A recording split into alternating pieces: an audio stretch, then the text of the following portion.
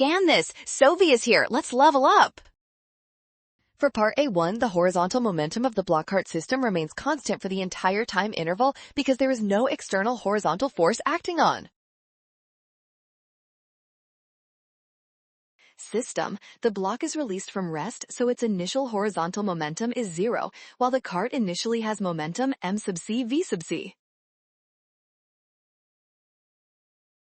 The graph should be a horizontal line at the constant value m sub c v sub c.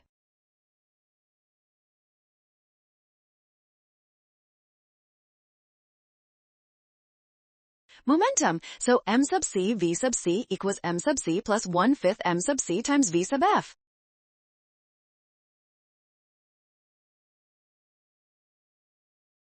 Great job working through that. Scan the code. You can learn better with Sovi. Watch out for sign errors and always double check each step carefully.